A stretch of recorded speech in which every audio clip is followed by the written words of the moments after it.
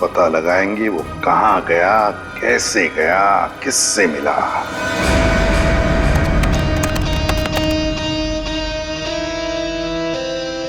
Sir, ये footage airport के arrival gate की है सर, जब ब्रेंडन इमिग्रेशन से बाहर निकल चुका था। सर, ये रहा ब्रेंडन, ये कैप वाला आदमी ब्रेंडन से मिलने आया। कैप की वजह से उसका चेहरा ठीक से दिख नहीं रहा। जरा जूम करो उसमें। ऐसा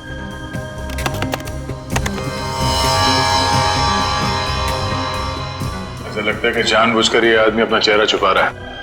ये चाहता नहीं है कि उसका चेहरा कैमरे पे कैप्चर हो। आगे बढ़ो। सर, ये दोनों तो पार्किंग की तरफ गए। इसका मतलब इस कैप वाले आदमी की गाड़ी पार्किंग में है। एक काम करो, इन दोनों के बाहर निकलने से आधे घंटे तक जितनी भी गाड़ियां एयरपोर्ट के पार्किंग लॉट से बाहर निकली है उन सब के डिटेल्स निकालो। पता चल जाएगा इस कैप वाले की कौन सी गाड़ी है।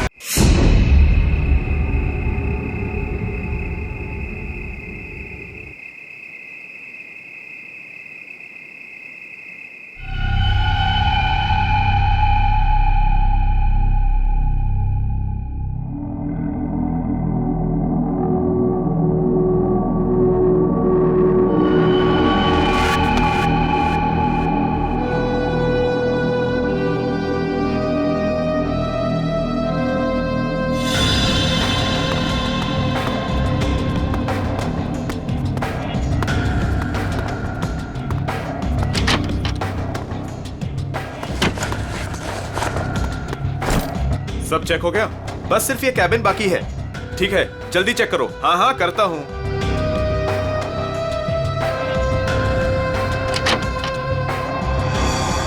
चल यार, भूख लगी है। हाँ, चलो चलते हैं।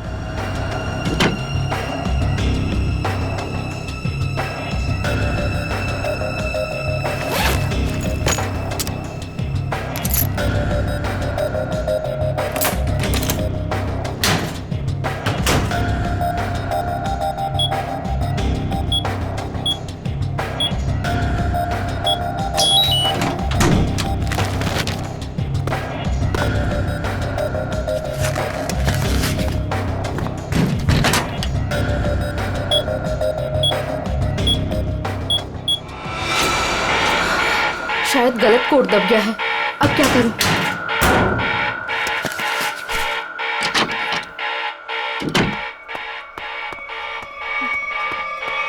ए, रुक! कौन है वहां?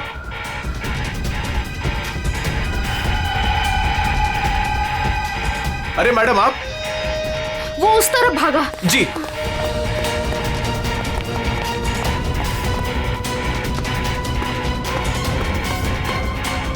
अरे मैडम, यहां तो कोई नहीं। मैडम कहां गई? शायद चली गई होंगी। मगर इतनी रात को मैडम कर क्या रही थी यहां पर?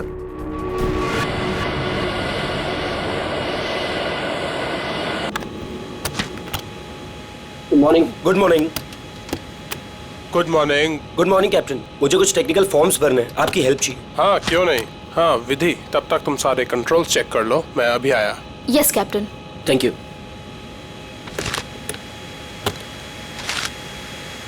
Good morning ma'am. Good morning.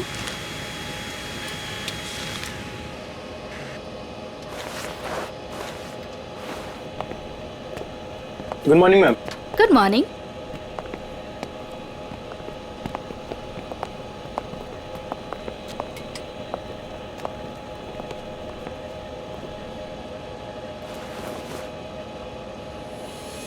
देखो सनी, इस वक्त मैं तुमसे कोई बात नहीं कर सकती और इस तरह से नजरअंदाज भी नहीं कर सकती तुम, समझी? मुझे जानना है कि तुम मेरे साथ ऐसा कर क्यों रही हो।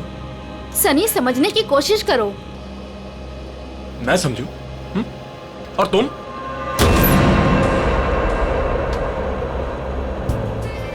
Good morning. Good morning sir.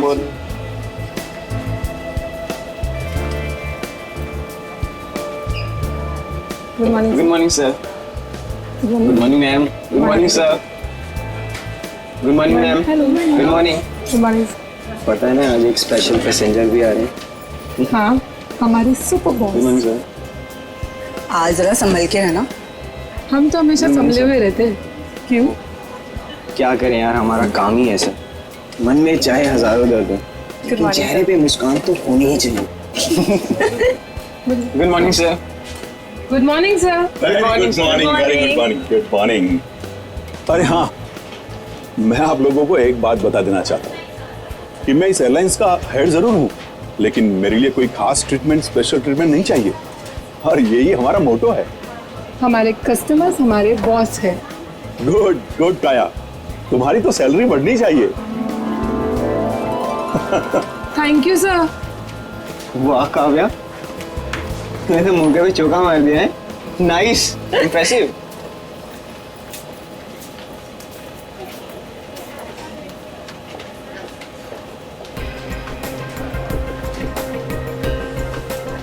Hi ma'am, thank you.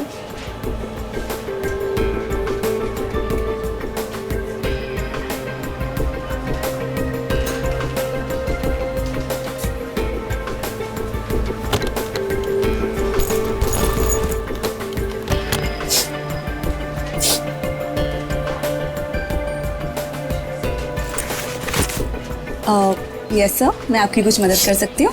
नहीं, कुछ नहीं, वॉशरूम जाना था। सॉरी सर, फ्लाइट की उड़ान भरने के बाद।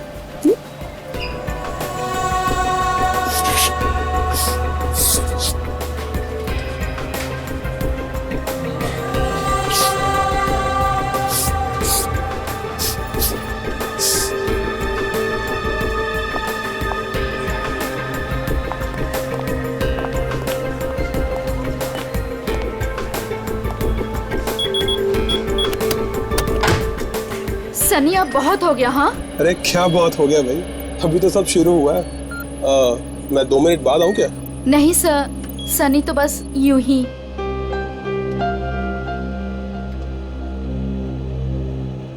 सब कुछ ठीक तो है ना विधि? यस कैप्टन, बस आपके कमांड का इंतजार है। हाँ तो बस ठीक है, टेक ऑफ करते हैं। नमस्कार, मैं कैप्टन राघव कुमार आप सभी का स्वागत करता हूँ। कुछ ही मिनटों में हम उड़ान भरेंगे। सभी यात्रियों से निवेदन है कि वे अपने निर्धारित स्थान पर बैठ जाएं और अपनी कुर्सी की पेटियां बांध लें और क्रू मेंबर्स उड़ान के लिए तैयार हो जाएं। धन्यवाद।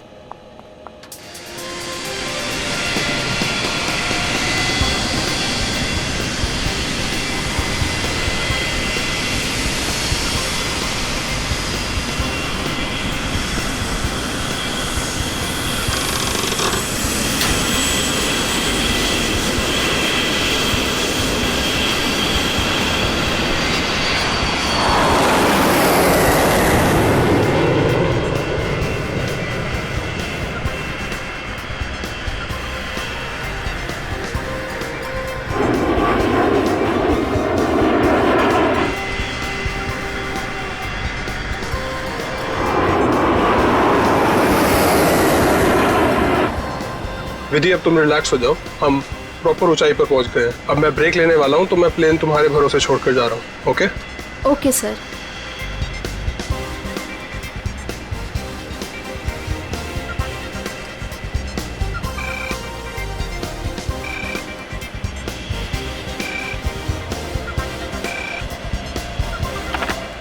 Yes captain. सोनिया, अब मैं बाहर आ सकता हूँ वॉशरूम ब्रेक के लिए?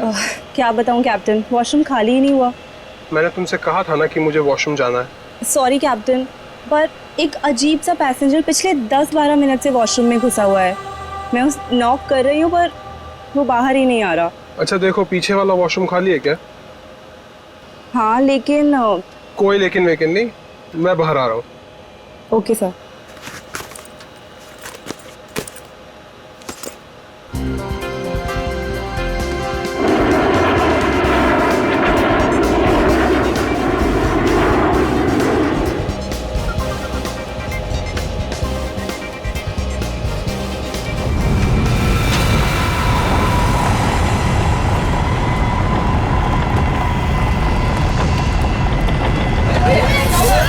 प्लीज प्लीज, मैं अपनी बेल्ट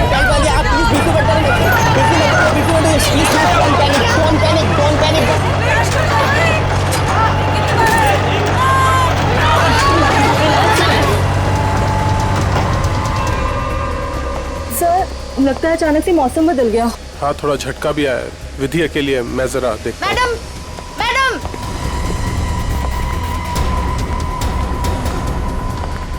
सर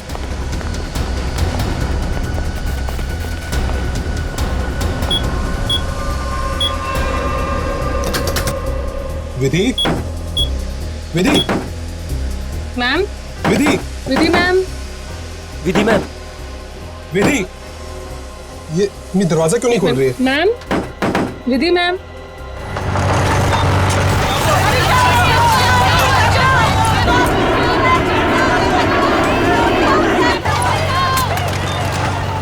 विधि मैम, विधि,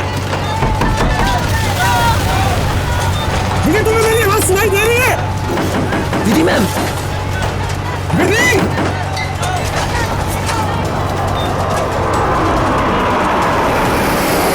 अरे हे भगवान, इन्हें भी अभी वॉशरूम जाना था।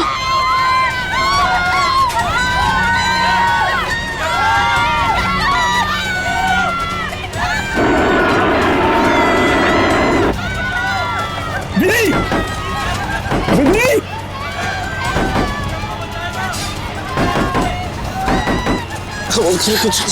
कुछ नहीं हो। विधि,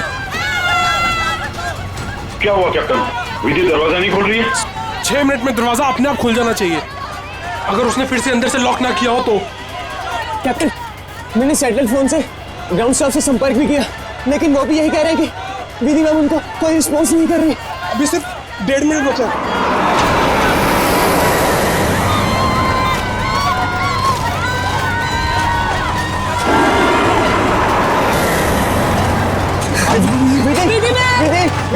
विधि ma'am please open it out.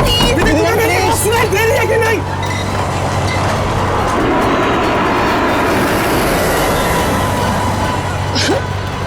Sir अब क्या होगा?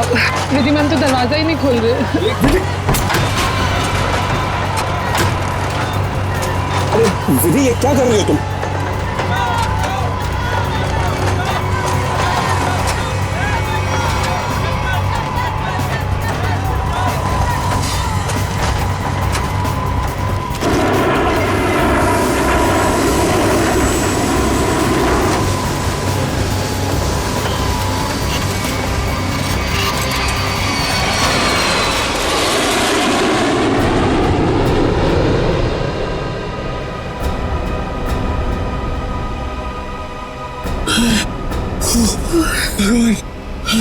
भगवान का लाख लाख शुक्र है कि हम सही सलामत।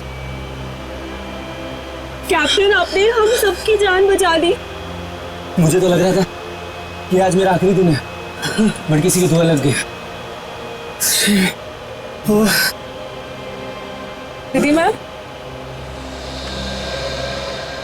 विधि ma'am, Vidhi ma'am, Vidhi ma'am, oh my God, Vidhi ma'am, Vidhi ma'am की तो मौत हो चुकी है। Oh my God! Vidhi ma'am, Vidhi ma'am, क्या हुआ?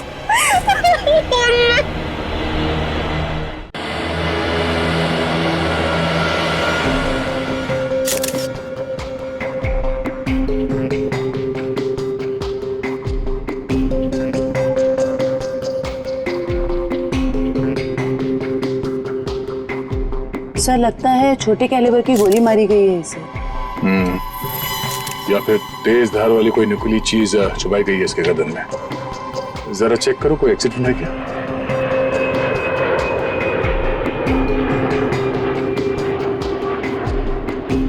नहीं है सर। सर, एक बात समझ में नहीं आ रही, जब कोई कॉकपिट में था ही नहीं तो इसे मारा किसने? राघव को पता होगा, वो तो शुरू से इसके साथ कॉकपिट था। जरा देखो कुछ और मिलता है क्या। सर, राघव सबसे पहले आपने देखा विधि को मारा हुआ। Yes yes sir. आपने किसी को कॉकपिट के अंदर जाते हुए या कॉकपिट से बाहर निकलते हुए देखा? नहीं सर, जब मैं अंदर गया तो अंदर कोई भी नहीं था। मगर ये कॉकपिट का दरवाजा तो अंदर से बंद होता है ना? यस यस सर, हम पायलट्स को इंस्ट्रक्शंस दिए गए होते हैं कि कॉकपिट का दरवाजा हम अंदर से ही बंद रखें। तो फिर आप अंदर कैसे घुसे? सर कॉकपिट के दरवाजे पे 6 मिनट का टाइमर सेट होता है। अगर कॉकपिट का पायलट उसे दोबारा लॉक ना करे तो दरवाजा अपने आप खुल जाता है। ओह, इसका मतलब विधि मर चुकी थी, इसलिए 6 मिनट के बाद दरवाजा अपने आप खुल गया। यस यस सर, जब मैं अंदर गया तो विधि पहले से ही अपनी सीट पर मरी पड़ी थी। सर ये कहीं आतंकवादी हमला तो नहीं था? जांच चल रही है, बहुत जल्द सब कुछ सामने आ जाएगा। इसका घाव देखकर लगता है कि गोली या फिर जो भी कुछ इसे मारा गया है वो सामने वाली खिड़की से आई है। पर कैसे? कॉकपिट में तो कोई था ही नहीं। यस मैम, और उड़ती हुई फ्लाइट में कोई भी बाहर से निशाना लगा नहीं सकता। वही तो, देखो ग्लास भी बिल्कुल ठीक ठाक है, कहीं से टूटा नहीं है। मैम मैंने सारा instrument panel and cockpit check कर लिया, मगर कहीं भी कुछ नहीं मिला। एक बार फिर से चेक करो। श्योर। सोनिया, राघव के बाहर आने के बाद तुमने किसी और को कॉकपिट के अंदर जाते हुए देखा था? No sir. पता चला? नहीं सर। सोनिया जी, जिस वक्त ये हादसा हुआ उस वक्त आप कहाँ पे थे? सर मैं पीछे वाले वॉशरूम में थी जहाँ राघव गए थे। पिछले वाले? आप वहाँ कितनी देर तक थी? करीब 2-3 मिनट के लिए। सर हो सकता है इन 2-3 मिनट में कोई कॉकपिट में गया हो और विधि को मारकर चुपके से निकल गया। हाँ, शायद ऐसा ही हुआ होगा। मिस्टर राघव, आप पीछे वाले वॉशरूम में क्यों गए थे जबकि कॉकपिट के बगल में वॉशरूम है? सर एक्चुअली एक पैसेंजर 10 मिनट से आगे वाले वॉशरूम में गया हुआ था। मैं उसको बोलती रही बाहर निकलने के लिए, लेकिन वो बाहर निकला ही नहीं, इसीलिए राघव को पीछे वाले वॉशरूम में जाना पड़ा। सर ये आगे वाला वॉशरूम कॉकपिट के बिल्कुल पास में है। हो सकता है जो पैसेंजर वॉशरूम में था उसी ने विधि को मारा हो। कौन है ये पैसेंजर? नाम क्या है उसका? सर एंडी, उसका सीट नंबर है 37B। 37B।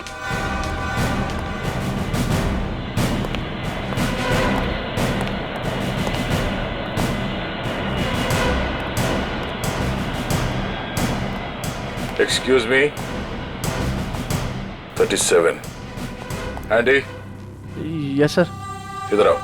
क्या हुआ सर? जरा आओ, कुछ बात करनी है।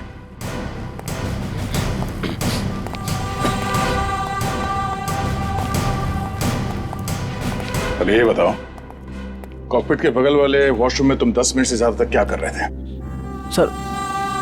सर मेरा पेट खराब था सर। पेट खराब था तो दवाई तो ली होगी ना? देखो सर।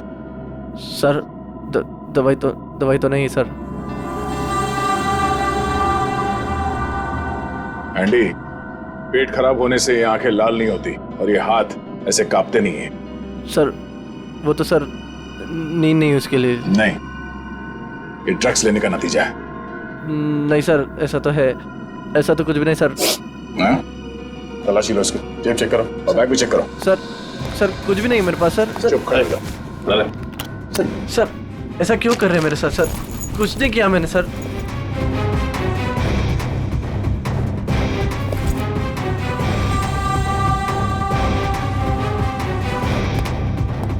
ये देखिए सर, ड्रग्स लिए घूम रहा है बैग में। सर पता नहीं सर किसने रख दिया सर, मेरा नहीं है। सच बता, पायलट राघव के कॉकपिट से बाहर आने के बाद तू अंदर गया था ना उस दूसरी पायलट विधि का खून करने के लिए? नहीं सर, ड्रग्स जरूर लेता हूँ सर, पर मैंने किसी का खून नहीं करा सर। मैं क्यों मारूंगा पायलट को सर? कितनी देर के बाद तू बाहर आया था वॉशरूम से? सर 10 मिनट था सर। फ्लाइट अटेंडेंट दरवाजा नॉक कर रही थी तो मैं बाहर नहीं निकला, और जैसे ही खटखटाना बंद हो गया बस उसके थोड़ी देर बाद सर बाहर आ गया था सर। जब तू वॉशरूम से बाहर आया उस वक्त किसी को देखा था कॉकपिट के अंदर जाते हुए या बाहर निकलते हुए? नहीं सर, दरवाजा बंद था जैसे मैंने बताया सर, बाकी कुछ नहीं देखा। ठीक है, जाओ सीट पे बैठो। Thank you sir. सर इस एयरलाइंस के सीईओ होने के नाते ये हमारी इज्जत का सवाल है। इस हादसे से हमारे बिजनेस पर भी खासा असर पड़ सकता है। सर मुझे बड़ी चिंता है इस बात की। मिस्टर विजय, आप घबराइए मत, हम लोग अपना काम कर रहे हैं, बहुत जल्द सब कुछ साफ हो जाएगा। आप अपनी सीट पे बैठिए। मुझे सीआईडी पर पूरा भरोसा है सर। वो मुजरिम को जल्दी पकड़ लेगी। शुक्रिया, प्लीज। Okay sir. सर अगर ये हिलता डुलता एंडी कॉकपिट के अंदर नहीं गया, ना इसने कॉकपिट के अंदर किसी को आते जाते देखा, तो फिर हो कौन सकता है जिसने विधि को मारा? इस सब का जवाब शायद कॉकपिट से ही मिलेगा। हाँ मयूर, कुछ पता चला? नहीं सर, और सर ऐसा कोई भी हथियार नहीं मिला जिससे इसका खून हो सके। ये क्या?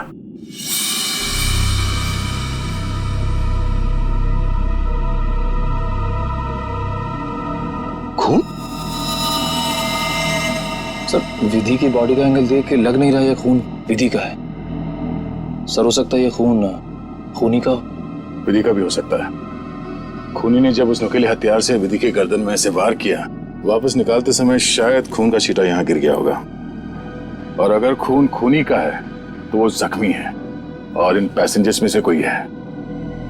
एक काम करो, सैंपल्स उठा लो, फॉरेंसिक भिजवा दो। सर एक और चीज सर, ये देखिए।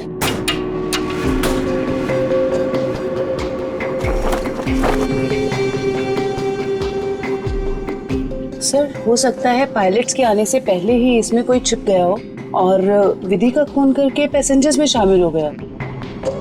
इसका मतलब एक पैसेंजर अभी ज्यादा होना चाहिए। Yes sir. एक काम करते हैं, पैसेंजर लिस्ट चेक करते हैं, देखते हैं कि उड़ान भरते वक्त कितनी सीट्स खाली थी और वो सीट्स अभी भी खाली है या नहीं। मयूर, इस लाश को फोरेंसिक लैब भिजवा दो।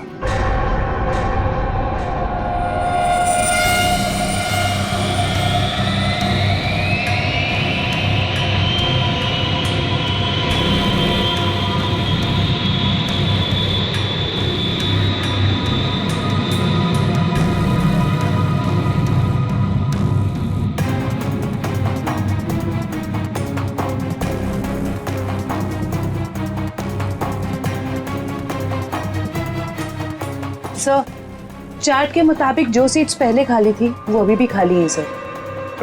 मतलब इस फ्लाइट में कोई एक्स्ट्रा पैसेंजर्स नहीं है? सर एक बात समझ में नहीं आ रही कि विधि को कोई क्यों मारना चाहता था, आखिर चाहता क्या था मुझे? सर हो सकता है ये मुजरिम इस पायलट को मार के प्लेन को क्रैश करना चाह रहा हो। नहीं, मुझे लगता तो नहीं है। फिर क्या वजह हो सकती है सर? उसी बात का जवाब ढूंढना है। अगर वो आदमी प्लेन को क्रैश कराना चाहता था तो वो दोनों पायलट्स को मारता है। पर सर शायद इसकी जरूरत ही ना पड़ी हो मुजरिम को, क्योंकि सर कॉकपिट में पहले से एक पायलट बंद था जो प्लेन को संभाल रहा था। सर मुजरिम के लिए उसी को मारना काफी होता। राघव तो उस वक्त बाहर था सर। जो आदमी इस प्लेन को क्रैश कराने की साजिश रचेगा उसे ये बात तो मालूम ही होगी कि इस कॉकपिट के दरवाजे में 6 मिनट का टाइमर लगा हुआ है और इस पायलट राघव का ये प्लेन को बचाना कोई संयोग तो नहीं हो सकता। सर मतलब मुजरिम जानता था कि प्लेन को बचा लिया जाएगा, या मुजरिम प्लेन उड़ाना जानता हो? ये मुजरिम और इस पायलट विधि का जरूर कोई ना कोई निजी मामला है। सारे क्रू मेंबर से फिर से पूछताछ करते हैं। आप लोग विधि के बारे में कुछ बता सकते हैं? उसके किसी के साथ कोई दुश्मनी वगैरह? सर उनका बर्ताव सबसे ही बहुत अच्छा था, उन्हें कोई क्यों मारना चाहेगा? सर विधि ने आज तक किसी के साथ इतनी ऊंची आवाज में बात नहीं की थी, तो मुझे तो नहीं लगता उसकी किसी के साथ दुश्मनी होगी। यस सर, विधि तो बहुत जिम्मेदार एम्प्लॉय थी। सर मैं कुछ कहना चाहता हूँ सर। हाँ बोलिए। आज सुबह जब मैं कॉकपिट में आया तो विधि और फ्लाइट अटेंडेंट सनी, उन दोनों के बीच में कुछ कहासुनी हो रही थी। कैसी कहासुनी? किस बारे में बहस कर रहे थे ये तो मैं नहीं सुन पाया, क्योंकि जब तक मैं वहाँ पहुँचा तो मुझे देख के वो चुप हो गए थे। सर वैसे विधि और सनी एक दूसरे से प्यार करते थे। ओह, तो ये प्यार मोहब्बत का चक्कर है। कहासुनी तो हुई होगी। सनी का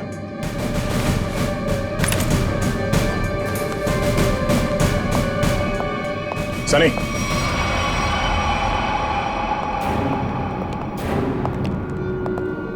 क्या बात है सर? नहीं, फ्लाइट की पूरी स्टाफ हमारे साथ थी, तुम साथ में थे नहीं तो तुमसे मिलने चले आए हैं। सर सुबह से जो कुछ भी हुआ है उसकी वजह से वैसे ही हम लोग इतने परेशान हैं। और आपने हमें यहाँ फंसा कर रखा हुआ। जांच पूरी हो जाए फिर चले जाना। वैसे सर कब तक पूरी होगी आपकी ये जांच? हमारे कुछ सवालों के जवाब मिल जाए, विधि के खूनी के बारे में पता चल जाए, समझो जांच पूरी। तब तक तो रुकना ही पड़ेगा। और हमारे कुछ सवालों के जवाब भी देने होंगे। क्या आप लोग मुझसे भी सवाल करेंगे? हाँ।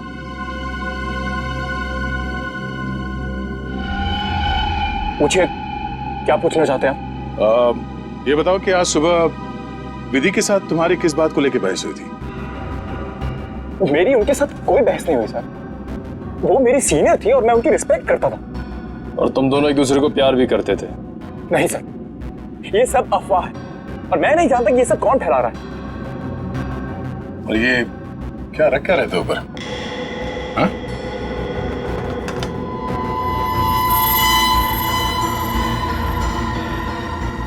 प्लेट? इस पे खून लगा है? मैंने कुछ नहीं किया सर। मेरा नहीं सर। तुमने मारा ना विधि को? नहीं सर। हाँ? मैंने कुछ नहीं किया सर। कौन? क्यों मारा विधि को? हाँ? मैंने नहीं मारा सर विधि को। मैं सचमुच उससे प्यार करता था सर। वाह, मार खाया तो सच बोलने लगे। अब ये बता, ये चाकू पे ये खून किसका है? विधि का? हाँ? नहीं सर, चाकू मेरा जरूर है, इस पर खून विधि का नहीं है सर। फिर किसका है?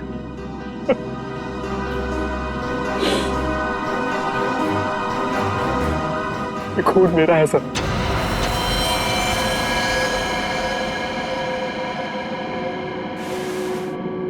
ये देखिए सर। पहले विधि का खून किया तो अपने आप को बचाने के लिए विधि का नाम लिख लिया। मैं बताता हूं सर कि चाकू पर ये खून कैसे और क्यों आया। विधि, तुम बदल चुकी हो। तुम मुझे नजरअंदाज कर रही हो। ऐसा कुछ भी नहीं है, तुम बेवजह राई का पहाड़ बना रहे हो। विधि, हमारी एंगेजमेंट हो चुकी है और मुझे लगता है कि तुम्हें ये रिश्ता मंजूर ही नहीं है। अगर तुम्हारा बर्ताव ऐसा ही रहा तो मुझे सच में ये रिश्ता तोड़ना पड़ेगा। विधि, मेरा मानना ये है, जो रिश्ते एक बार बन जाते हैं ना, वो मरते दम तक नहीं टूटते।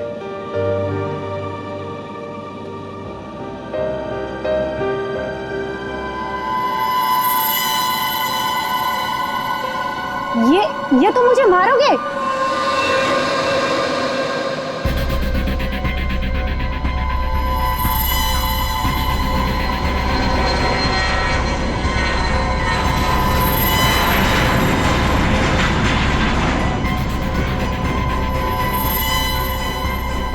सनी, अब बहुत हो गया। हाँ,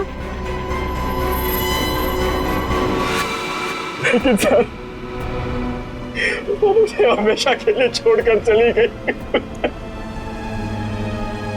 इस चाकू पे लगा खून साबित करेगा कि तू सच बोल रहा है या ये ड्रामा कर रहा है। हाँ सर, उनके विधि की लाश से क्या पता चला? बॉस, विधि के खून में हमें एक बहुत ही खतरनाक जहर के ट्रेसेस मिले, जिसका नाम है मेनिंजाइटिस। शरीर में जाते ही बस कुछ ही सेकंड्स में इस जहर ने विधि की जान ले ली। तो क्या चाकू के ऊपर जहर था? नहीं, जहर चाकू पर नहीं था। और बॉस, चाकू पर जो खून लगा हुआ था वो भी विधि का नहीं था। मतलब खून सनी का ही था। तो फिर विधि के शरीर में जहर आया कहां से? मैं बताता हूं जहर कैसे गया। बॉस,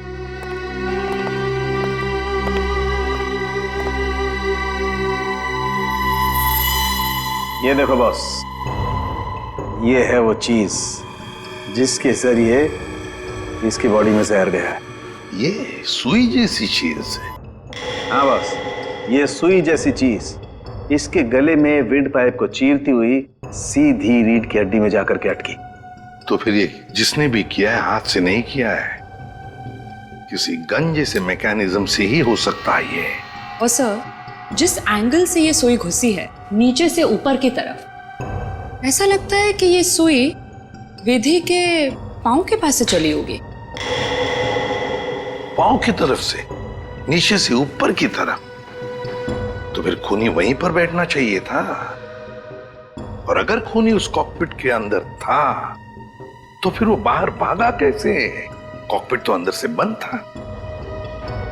एक बात और सर, खूनी ने राघव के कॉकपिट से निकलने का इंतजार किया, उसके बाद विधि का खून किया। मौके की तलाश में सचिन, मौके की तलाश में। जैसे ही राघव कॉकपिट से बाहर निकला, खूनी ने अपना काम कर लिया। ये राघव मुझे गड़बड़ लगता है, गड़बड़ लगता है मुझे ये राघव। सर। अपूर्वी, क्या पता चला पैसेंजर और क्रू के बारे में? सर ये देखिए, राघव का रिकॉर्ड। फ्लाइट टेक ऑफ के आधे घंटे पहले उसे किसी मिस्टीरियस नंबर से मैसेज आया था और फिर उसी नंबर से 20 कॉल्स भी आए थे। 20 कॉल्स। और सर राघव ने उसी नंबर पे मैसेजेस और एमएमएस भी भेजा है। हाँ, रिप्लाई भेजा है उसने, रिप्लाई। पूर्वी, इस नंबर के बारे में कुछ चेक किया? किसका नंबर है ये? सर ये नया नंबर है और इसकी सारी इंफॉर्मेशन जाली है। नया नंबर और सारी इंफॉर्मेशन जाली है। सचिन, मैं कह रहा हूं ना, ये राघव गड़बड़ है। इस राघव को मिलना पड़ेगा और फिर उस कॉकपिट में जाकर फिर से देखना पड़ेगा। कुछ तो बात है जो हमसे छूटी है वहां पर।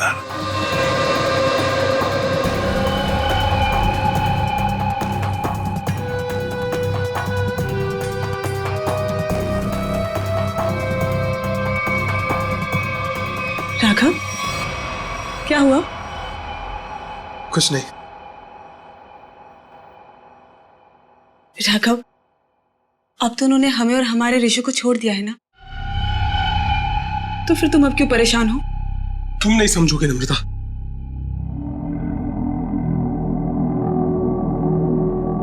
अच्छा बता, कौन थे वो लोग?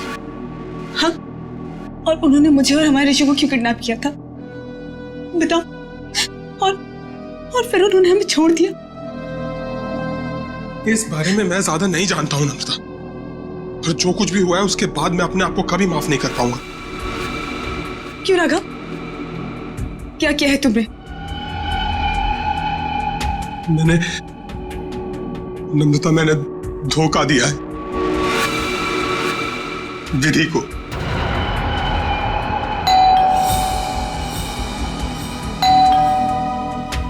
मैं देखती हूँ।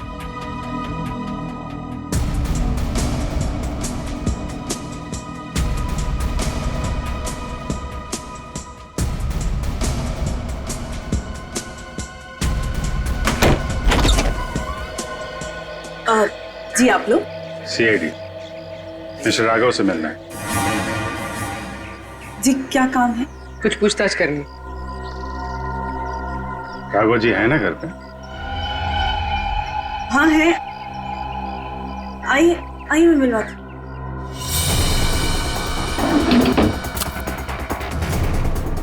आइए सर।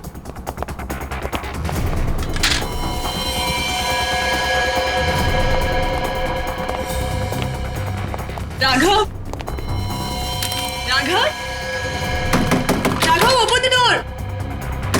राघव, सर दरवाजा नहीं खोल रहा। राघव, एक मिनट, आप इधर आइए। राघव, राघव, हम लोग सीआईडी से हैं, डरने की जरूरत नहीं है, दरवाजा खोलो। राघव, हम लोग सीआईडी से हैं, डरने की जरूरत नहीं है, दरवाजा खोलो। ये तो खुदकुशी कर रहा है। राघव, राघव, बात सुनो मेरी। राघव, राघव, क्या कर रहे हो? राघव, क्यों बचाया आपने मुझे? राघव, बात सुनो मेरी। मर जाने दीजिए मुझे, क्यों बचाया? राघव, मर जाने दीजिए मुझे। राघव, शांत हो जाओ। बताओ, कौन इन सब के पीछे हैं? मुझे नहीं पता। मुझे एक अनजान नंबर से कॉल आया था और मैं अनजान कॉल नहीं उठाता हूँ और इसीलिए मैंने वो कॉल भी नहीं उठाया। फिर तुम्हें एक एमएमएस आया? हाँ। क्या था उस एमएमएस में? उसने मुझे ये एमएमएस भेजा। मेरी बीवी और बच्चा उनके कब्जे में थे। कोई तुम्हें ब्लैकमेल कर रहा था, मगर क्यों? उस अनजान आदमी ने मुझे धमकी भी दी थी कि अगर मैं अपने बीवी और बच्चों से प्यार करता हूं तो सही समय पर कॉकपिट से 10 मिनट के लिए बाहर आ जाऊं। तो तुमने सीआईडी को क्यों नहीं बताया? मैं प्लेन में था और प्लेन कुछ ही देर में टेक ऑफ करने वाला था। अपनी बीवी बच्चे और बच्चे को बचाने के लिए मुझे ये सब करना पड़ा। सर, एक पायलट को मारने के लिए कोई इतना कुछ क्यों करेगा? हो कौन सकता है? जिस नंबर से इसे एमएमएस आए हैं, पता करो बंद होने से पहले इसकी आखिरी लोकेशन कहाँ थी।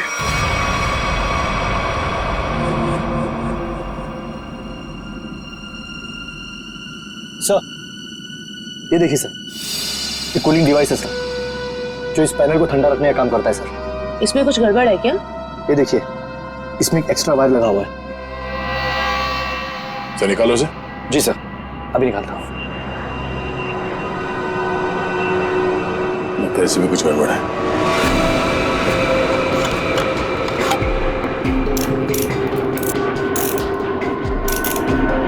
सही रहा।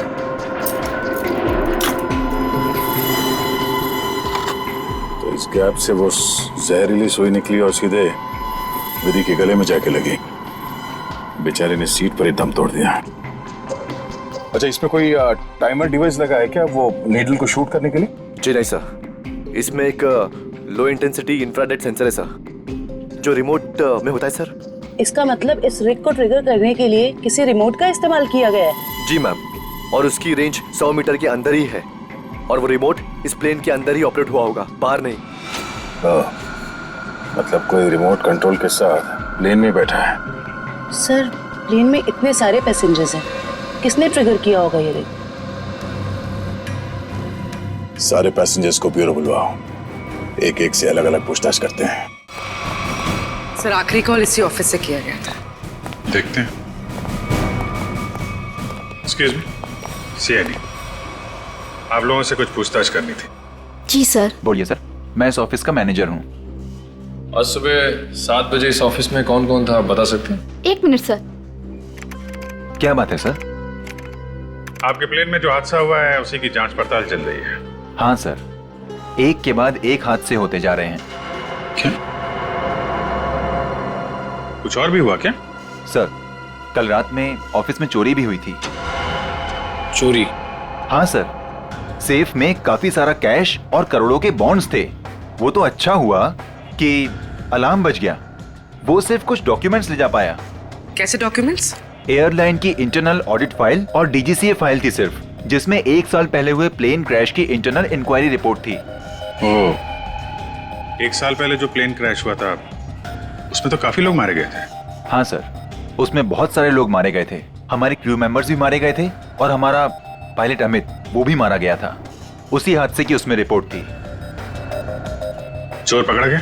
नहीं सर, विधि जी ने ही चोर को उस तरफ से भागते हुए देखा था। अब उधर से तो कोई रास्ता ही नहीं है सर, कैसे चोर भागा पता नहीं सर।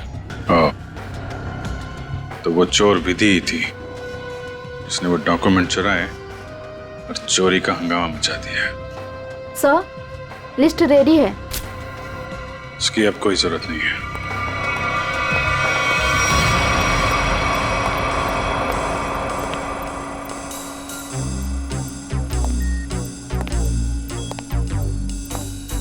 अच्छा मैम, ये बताइए कि आपके आसपास जो भी पैसेंजर्स बैठे हुए थे उनमें से किसी पे शक है आपको? एक्चुअली हाँ, मेरे बगल में एक औरत बैठी थी, वो मुझे कुछ अजीब सी लगी। क्या अजीब लगा आपको? क्या उसके हाथ में कोई रिमोट था या फिर वैसी कोई चीज? हाँ मैडम, एक लड़का था वहाँ पर जो मोबाइल में गेम खेल रहा था और बार बार अपनी सीट पर उछल रहा था। मुझे तो लगता है जो कुछ भी हुआ है उसी की वजह से हुआ है और उसी ने किया है। कैसे? नहीं, ऐसा कुछ तो नहीं था, मगर उसके नाखून बड़े बड़े थे और वो बार बार अपने नाखूनों को देख रही थी। फिर मुझसे पूछती है आपकी उम्र क्या है? तो अरे भला कोई अपनी असली उम्र बताता है ना? अजीब सी बात। मेरा तो सब कुछ छीन लिया उस खोरी ने। काश कि मैंने उसे देखा होता सर, तो मैं उसे उसी वक्त खत्म कर देता। मैं जितना जानता हूँ उतना आपको बता चुका। अगर मुझे पता होता कि ये सब होने वाला है तो मैं कभी उस फ्लाइट में बैठता ही नहीं। सर हमारी तो अभी भी शादी हुई है, हम तो आपस में ही खोए हुए थे। हाँ जी सर, आपस में बात कर रहे थे और अपने फोन से सेल्फी ले रहे थे। और हमारा ध्यान तो तब गया जब फ्लाइट ने जर्क लिया सर। ठीक है, आप लोग जा सकते हैं। जी सर, थैंक यू। एक मिनट। हाँ सर। जी सर। आप लोग ने जो फोटोज खींची थी वो मैं देख सकता हूँ? हाँ सर, क्यों नहीं सर। हाँ जी, ये लीजिए सर।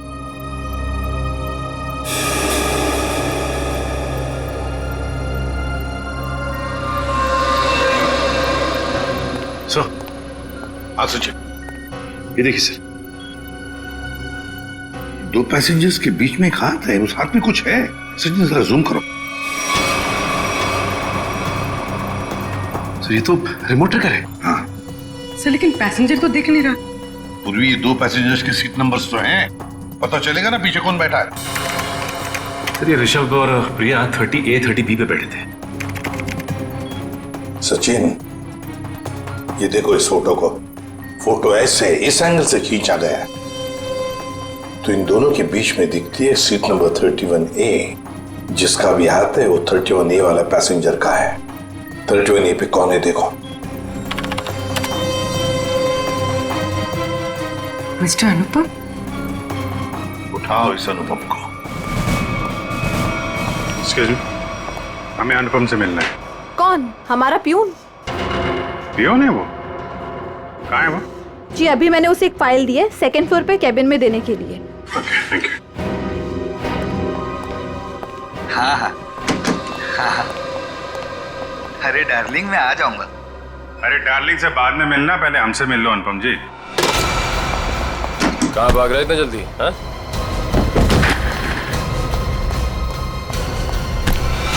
बस बहुत उड़ लिया। कहाँ जा रहा था प्लेन? हैं? मैं अपने परिवार वालों से मिलने जा रहा था। प्लेन से? इतने पैसे थे तुम्हारे पास? बचा के रखे थे मैंने पैसे। बचा के रखे थे? हाँ, प्लेन में जाओगे, रिमोट लेके रिमोट का ट्रिगर दबाओगे, बहुत पैसे बचे होंगे, है ना? क्या क्या मतलब? तुम अच्छे से जानते हो मतलब क्या है।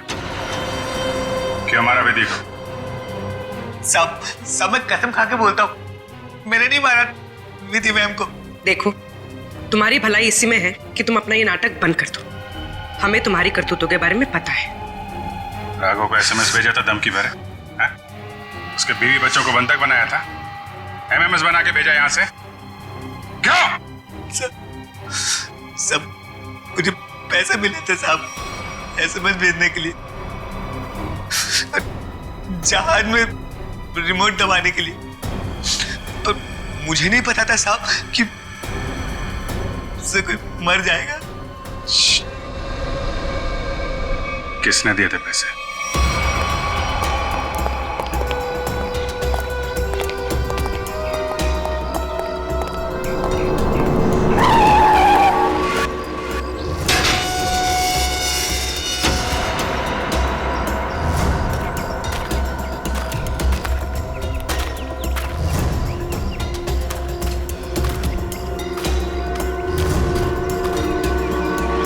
खेल खत्म हो गया तुम्हारा विजय। कैसा खेल?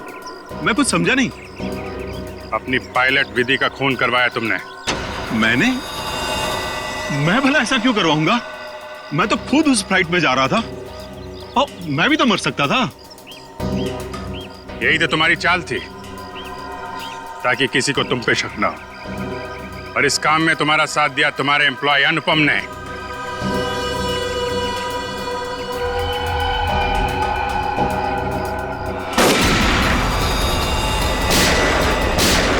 ठीक हो? मैं ठीक हूँ।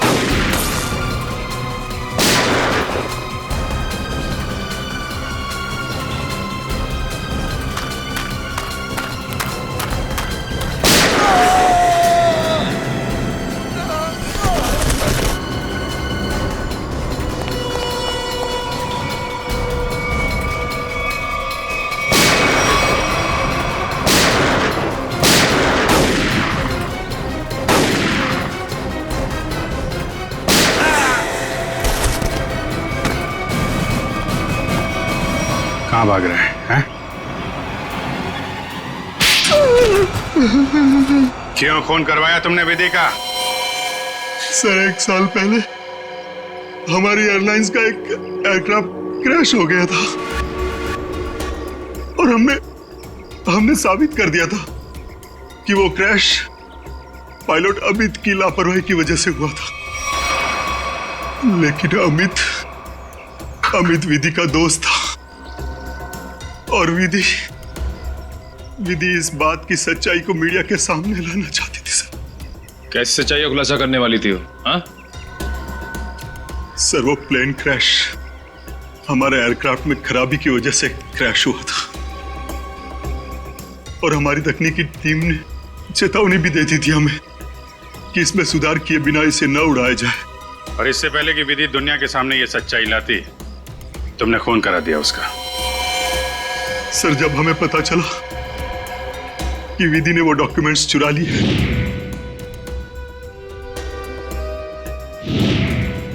तो मैं डर गया था कि विधि कहीं मीडिया के सामने इसका खुलासा न कर दे और मैं सच्चाई छुपाने के जुर्म में कहीं फंस ना जाऊं सर। तुमने ये कैसे जाना कि वो डॉक्यूमेंट्स विधि ने चुराए? वो कई दिनों से हमारे दूसरे साथी स्टाफ से पूछताछ कर रही थी इसके बारे में और मुझे इस बात का पता चल चुका था। अब जेल जाने की तैयारी करो, प्लेन क्रैश की सच्चाई छुपाने और विधि के खून करने के जुर्म में शायद फांसी होगी तुम्हें।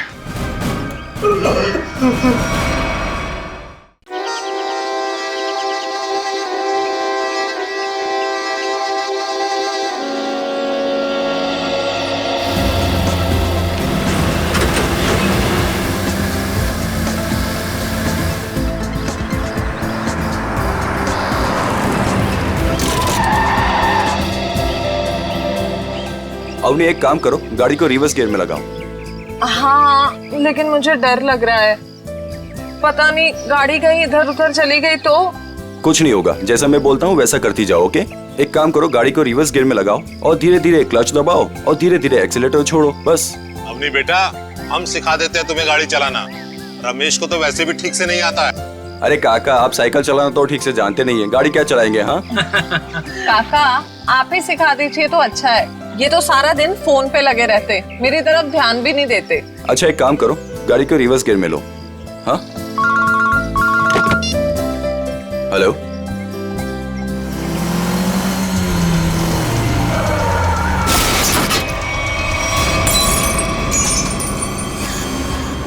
अवनी ये तुमने क्या कर दिया? हाँ बदबू कहां से आ रही है?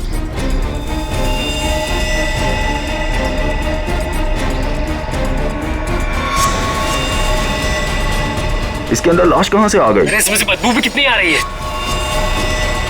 हे भगवान, इन्होंने तो लाश देख ली।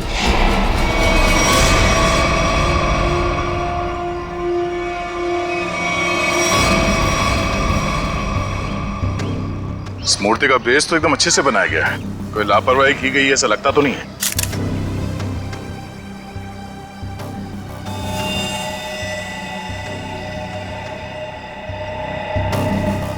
अगर इस मूर्ति में इसको रखा क्यों होगा? और वो भी ऐसे चहल पहल वाली कॉलोनी के बीच में रखी गई मूर्ति, वो भी ऐसे कॉलोनी के बीचों बीच जहां पे इतनी चहल पहल है।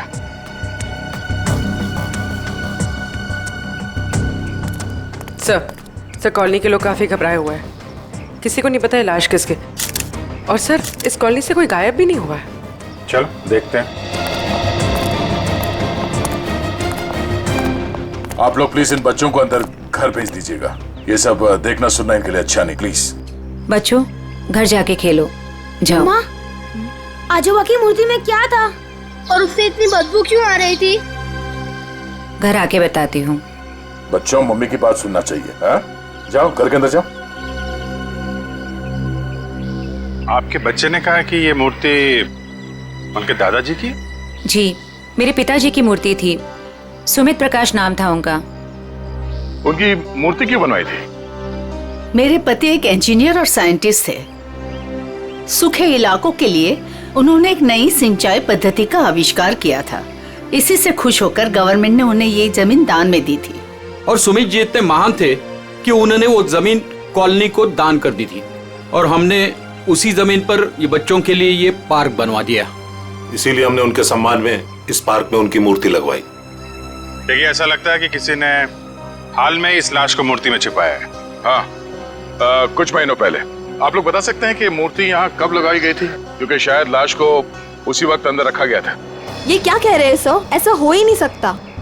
सुमित जी जिस साल गुजर गए उसी साल ये मूर्ति वहां लगवाई गई थी। कम से कम 39 साल हो गए। 39 साल पहले? तो ये हो सकता है कि जब हाल फिलहाल में मूर्ति बदली गई हो या फिर इसकी मरम्मत की गई हो तब ये लाश इसमें डाल दी गई हो। जी नहीं, जब से ये मूर्ति लगवाई गई है तब से ना इसकी मरम्मत हुई है और ना इसे बदला गया। ऐसे कैसे हो सकता है? कुछ महीनों पहले मरे हुए आदमी की लाश इतनी पुरानी मूर्ति के अंदर कैसे हो सकता है? शायद ऐसा हुआ हो कि रात के अंधेरे में ये काम हुआ हो और आप लोगों को पता नहीं चला। पूर्वी, जरा वॉचमैन से पता करना। सर, इस कॉलोनी में करीब 200 फैमिलीज रहती है। अगर किसी ने रात को पुतला बदला होता, किसी ने तो देखा होता, लेकिन यहाँ तो किसी ने कुछ देखा ही नहीं। सर, यहाँ पर 2 वॉचमैन हैं, एक दिन में ड्यूटी करता है और एक रात में, और दोनों का ही कहना है कि किसी ने भी मरम्मत का काम होते हुए नहीं देखा। कमाल है, अगर कोई काम हुआ नहीं है तो फिर ये लाश मूर्ति के अंदर आई कैसे है? सचिन, 39 साल पहले ये ब्रॉन्ज की मूर्ति खड़ी की गई हो, तब से लेकर आज तक ना किसी ने उसकी मरम्मत की, ना उस मूर्ति को बदल दिया। हाँ सर, 1976 की बात है सर। हाँ, और आज उस ब्रॉन्ज के पुतले के अंदर मिलती है एक लाश और कॉलोनी के 40 लोग कहते हैं कि उन्होंने कुछ देखा तक नहीं। कैसे हो सकता है मूर्ति के अंदर लाश? 2 ही तरीके आते हैं मेरे दिमाग में। एक, या तो पुरानी मूर्ति के अंदर लाश रखी, या फिर नई मूर्ति बनाकर उसके अंदर लाश डालकर उस नई मूर्ति को पुरानी मूर्ति की जगह रखी गई और पुरानी मूर्ति गायब कर दी गई होगी। सर, लेकिन ब्रॉन्ज की नई मूर्ति बनाने के लिए तो कई दौर से गुजरना पड़ा होगा। पहले तो उसने प्लास्टर ऑफ पेरिस का ढांचा तैयार किया होगा, फिर उस ढांचे से उसने नया सांचा तैयार किया होगा, और फिर कम से कम 1200 डिग्री सेल्सियस पे उसने उस ब्रॉन्ज को पिघलाकर उसमें डाला होगा, और फिर उसके टुकड़े किए होंगे। टुकड़ों को फिर वेल्डिंग करके जोड़ा गया होगा, फिर मूर्ति तैयार होगी तो उसे खड़ा कर दिया गया होगा। ये कुछ चुटकी भर में थोड़ी होता है, बहुत टाइम लगा होगा, बहुत टाइम लगा होगा। और सर, लाश को मूर्ति में रखा गया होगा, मूर्ति को कॉलोनी में लाया गया होगा और फिर पुरानी मूर्ति की जगह रखा गया होगा। पूर्वी, इतनी बड़ी मूर्ति कोई गोदी में उठाकर तो नहीं ला सकता। उसे लाने के लिए ट्रक या फिर कोई बड़ी गाड़ी लाई होगी। उसके साथ साथ उसे खड़े करने के लिए क्रेन लाया गया होगा। इतना सब अगर हुआ है, फिर भी कॉलोनी के लोग कहते हैं कि उन्हें कुछ मालूम नहीं, ऐसा कुछ हुआ ही नहीं। सर फिर तो पहला वाला तरीका इस्तेमाल किया गया होगा सर। बॉडी को कॉलोनी में लाया गया होगा और फिर मूर्ति में रख दिया गया होगा। पंकज, मूर्ति को लेटाया गया होगा, उसके बाद उसके अंदर लाश को रखा गया होगा और फिर उसे खड़ा भी किया होगा। कैसे हो सकता है? कैसे हो सकता है ये? सर, इतना अजीब तरीका लाश को ठिकाने लगाने का, खूनी को ये सब करने की जरूरत क्या थी? वही तो, इतनी तकलीफ क्यों? लाश को ब्रॉन्ज की मूर्ति के अंदर ही क्यों? कोई ना कोई वजह तो जरूर होगी, पर है कौन ये?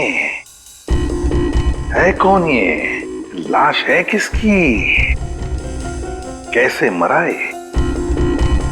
मरा या मारा गया? इस आदमी की उम्र 45 साल है और इसकी मौत इसके सर पे लगी चोट की वजह है। अरे sir sir sir sir, Hindi में बोलेंगे तो मुझे भी समझ में आएगा। क्या बोल रहे हैं?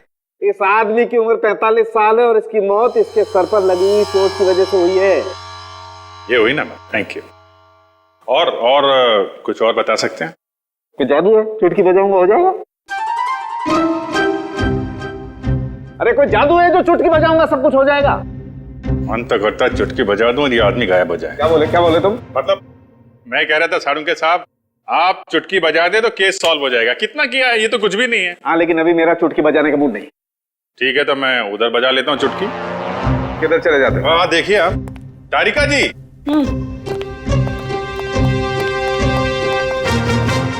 कुछ मिला आईडी वाईडी आपको? ना आईडी ना वॉलेट, कुछ नहीं। और ये कपड़ों की हालत देखो। भाई साहब, बज गई चुटकी। लेकिन मैं आपको एक चीज बता सकती हूँ। अरे वाह, अब बजी चुटकी।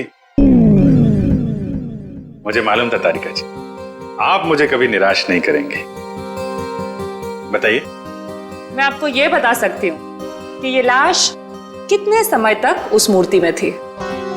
अच्छा, कितने समय से? ये लाश ब्रॉन्ज की मूर्ति में बंद थी, वातावरण के प्रभाव में आए बिना। कुछ टेस्ट के बाद ये पता चला है कि 2 महीने से ये लाश उस मूर्ति में बंद थी। ओह, मतलब इस आदमी का खून 2 महीने पहले हुआ है। लगता तो ऐसा ही है। लेकिन सर, किसी ने इस लाश को देखा किसी ने उस मूर्ति में रखते हुए? कॉलोनी वाले बता रहे थे कि मूर्ति 39 साल पुरानी है। डॉक्टर साहब, आप ये बता सकते हैं ये मूर्ति नई है या पुरानी है? ये मूर्ति 39 साल पुरानी नहीं है, नई है। ओह, मतलब इस मूर्ति को वहां पे ट्रक में लाया गया होगा। किसी ने ट्रक को देखा कैसे नहीं? मुझे नहीं पता। सालू के साहब, किसी ने उस क्रेन को कैसे नहीं देखा जिसके जरिए उस मूर्ति को अपनी जगह पे रखा गया? मुझे नहीं पता। सालू के साहब, उस मूर्ति में वेल्डिंग कब और कैसे की गई? मुझे नहीं पता, मुझे नहीं पता, मुझे नहीं पता। ठीक है सर, मुझे लगता है लाश की गंध की वजह से सालूम के साहब का दिमाग खराब हो गया है। क्या बोल रहा है? क्या बोल रहा है? क्या बोल रहा है? क्या बोल रहा है? देखो, मुझे परेशान मत करो, मुझे इस लाश का चेहरा भी बनाना है। Don't disturb me. सर, आपसे कोई सवाल नहीं करेंगे, आप चेहरा बनाइए। चलो, एक बात तो ये पता चल गई कि मूर्ति नई है और किसी ने उसमें लाश रखी है। मगर कैसे सर? कैसे और कब का पता बाद में लगाएंगे। पहले ये पता लगाना है कि ये नई मूर्ति बनाई किसने।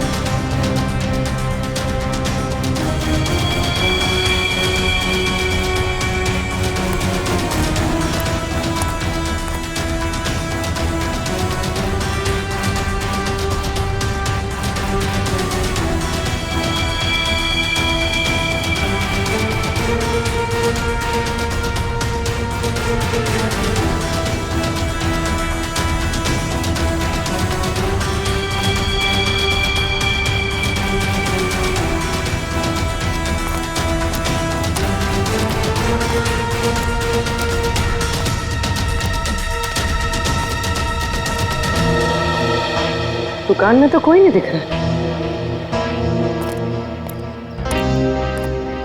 वाह, एक खूबसूरत लड़की मेरे दुकान पे। सीआईडी से हूँ मैं। तो क्या हुआ? लगता है तुम्हारा दिमाग ठिकाने पे नहीं है मिस्टर कुमार। क्या? कुमार?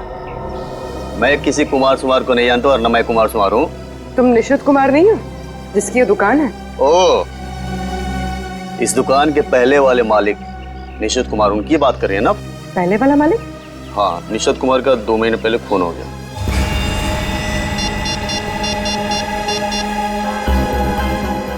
हेलो, अभिजीत साहब।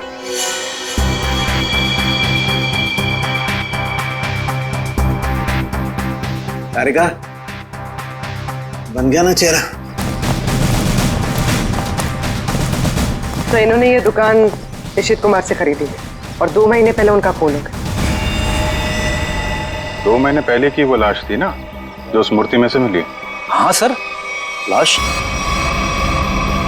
हाँ लाश।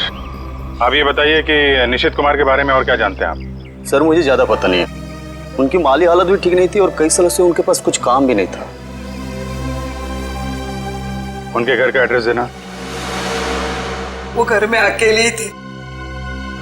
जब मैं बाहर से आई तो देखा चोरों ने उनका गला काट दिया था। शायद मैं यहाँ होती तो उनको बचा सकती थी सर। हम आपकी तकलीफ समझ सकते हैं अर्चना जी, पर क्या आप बता सकती हैं कि क्या क्या चोरी हुआ था? कुछ नहीं, चुराने के लिए है ही क्या घर में? कुछ नहीं था और अब भी नहीं है। आपके पति जो मूर्तियां बनाते थे वो किनके लिए बनाते थे? मेरा मतलब है उनके क्लाइंट्स कौन कौन थे? मुझे पता नहीं, लेकिन उनकी सारी चीजें वो अलमारी में रखते थे। हम वो अलमारी देख सकते हैं? जी। अलमारी देख लो जरा।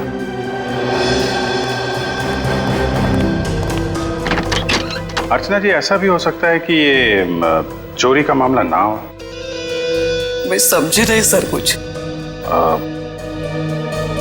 निशित जी का कोई दुश्मन भी था जो उनकी जान लेना चाहता हो? सर मामूली सा शिल्पकार, उनका दुश्मन कौन हो सकता है?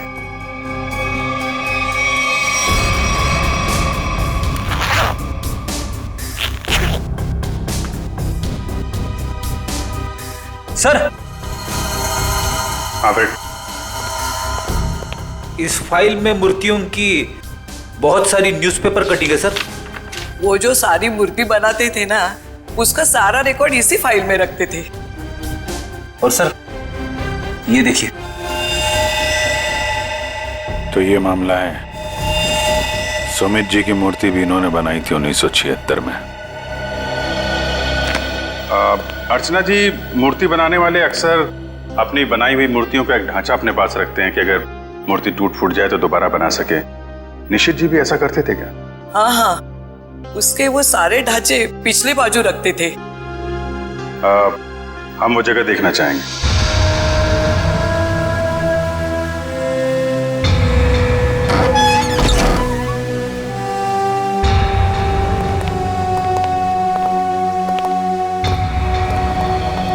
सर आप सब देख रहे हैं ना, ये उनकी पूरी जिंदगी की कारीगरी है। उन्होंने जितनी भी मूर्तियां बनाई थी उन सबका एक एक ढांचा यहाँ है।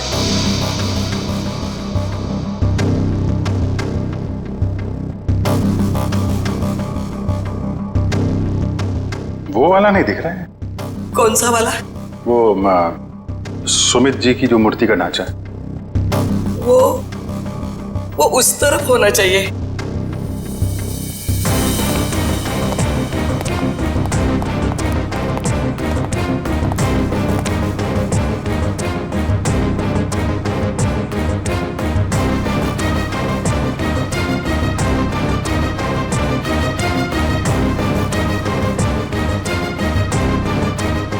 आप क्या देख रहे हैं? ये मिट्टी देख रहे हो? यहाँ पे कोई ढांचा था जो अब नहीं है। अर्चना जी। हाँ। वो सुमित कुमार जी की मूर्ति का ढांचा यहीं पे था? हाँ यही था। ले गए। सर आपका मतलब उन चोरों से थे नहीं? सुमित कुमार जी की मूर्ति का ढांचा चोर चुरा के ले गए। निशित जी का खून इस ढांचे की वजह से हुआ है। लेकिन सर, सुमित जी की मूर्ति का ढांचा चुरा के चोर क्या करेंगे? उस ढांचे की मदद से सुमित जी की नई मूर्ति बनाई गई और उस लाश को उसमें डाल दिया गया। लेकिन सर हमें कैसे पता चलेगा वो लाश किसकी है? साड़ू के साहब लगे हैं ना लाश का चेहरा बनाने में। एक बार चेहरा बन जाए सारी कहानी सामने आ जाएगी। हाँ डॉक्टर साहब, बन गया चेहरा?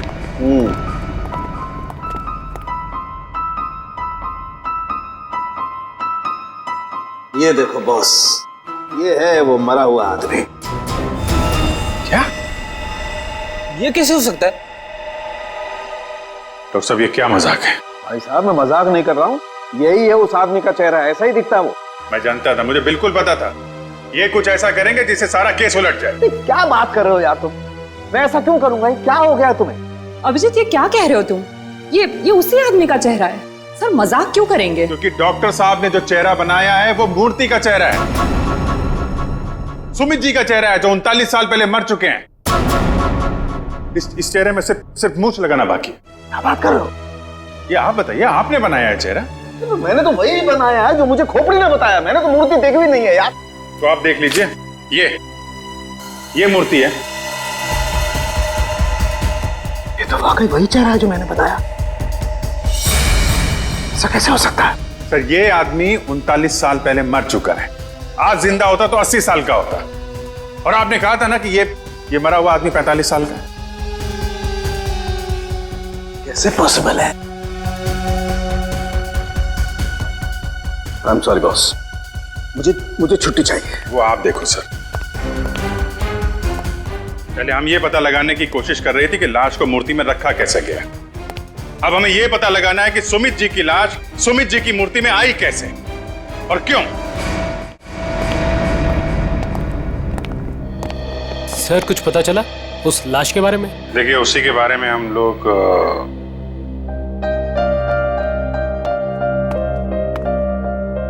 बच्चों, हमें आपकी नानी और मम्मी से कुछ जरूरी बात करनी है, और बातें ऐसी हैं जो आप लोगों को नहीं सुननी चाहिए। तो आप लोग प्लीज अंदर जाइए। क्यों? हम क्यों नहीं सुन सकते? ये बड़ों की बातें हैं, बच्चों का कोई काम नहीं। हमें पता है, हमारे आजोबा की मूर्ति में से लाश मिली है ना। आप उसी के बारे में बात करने आए हो ना?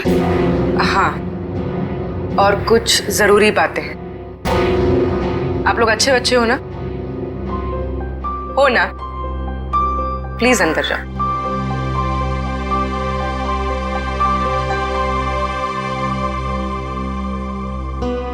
सर बताइए ना, क्या पता चला आप लोगों को? एक्चुअली इस केस की जांच को लेकर हम थोड़ी उलझन में हैं और हमें लगता है कि आप सुलझा सकती हैं इस उलझन को। कैसी उलझन? और मैं कैसे सुलझा सकती हूँ? दरअसल ये सब हमारे परिवार वाले जैसे ही हैं। जब से शादी करके आई हूँ इसी कॉलोनी में रह रही हूँ। ये लोग सब कुछ जानते हैं। आपको जो कुछ भी कहना है इनके सामने कह सकते हैं। ठीक है,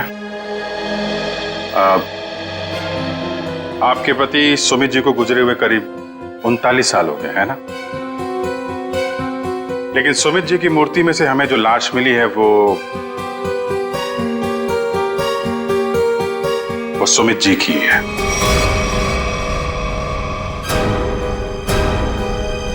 ये कैसे हो सकता है? ऐसा ही हुआ है, ये देखिए।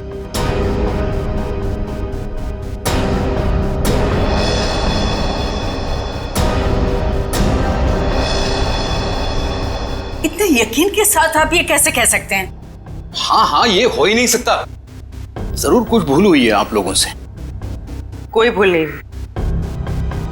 ये एक साइंटिफिक मेथड है जिसमें लाश की खोपड़ी का चेहरा बनाया गया है, और यही चेहरा बना है सुमित जी का। लेकिन मेरे पिताजी की लाश कैसे आ सकती है? ये मुमकिन नहीं है। वही तो, लाश की उम्र करीब 45 साल की है। आपके पिताजी जिंदा होते तो 80 साल के ऊपर के होते हैं। अब बात यह है कि 80 साल का आदमी 45 साल का कैसे हो गया? ये मैं कैसे जान सकती हूँ? अब आपको नहीं पता तो हमें कैसे पता होगा?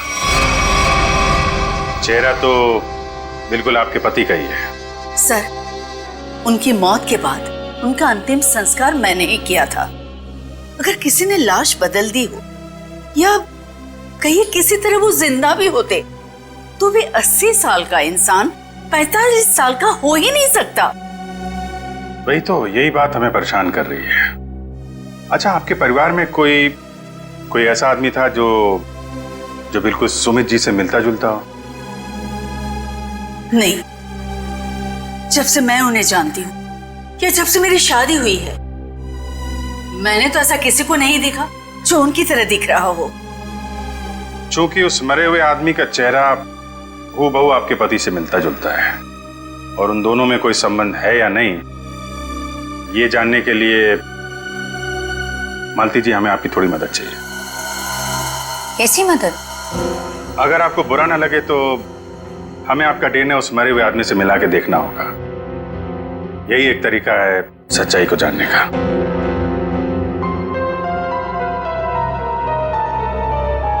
ठीक है, मैं तैयार हूं, क्योंकि हम भी इस सवाल का जवाब चाहते हैं।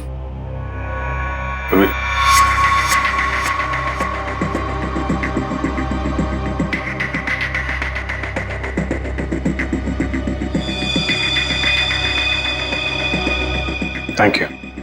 हम फिर मिलेंगे, पर तब जब आपके साथ मिलेंगे। आता रेखा जी, डीएनए रिपोर्ट आ गई? पार्शियल मैच है। क्या पार्शियल मैच है? देखा, इसका मतलब सालू के गलत नहीं था बॉस। ये आदमी सुमित के परिवार का ही। बाप का डीएनए बेटी में भी है और इस मरे हुए आदमी में भी। निश्चित रूप से ये आदमी सुमित के परिवार का ही कोई है। अगर ये सुमित का रिश्तेदार है तो किसी ने इसे पहचाना कैसे नहीं? कोई तो होगा जिसे पहचानता। ये बड़ी चौंकाने वाली बात है। आपने जो इसका चेहरा बनाया था उसकी फोटो हमने अखबार में भी भेजी, लेकिन ऐसा कोई भी आदमी सामने नहीं आया जो इसे पहचानता हो।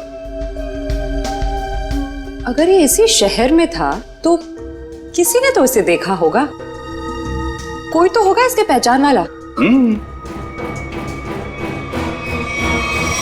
तारिका जी, आप तो जीनियस हैं। ऐसे क्या कह दिया मैंने? केस सॉल्व कर दिया। हो सकता है ये आदमी इस देश का हो ही ना।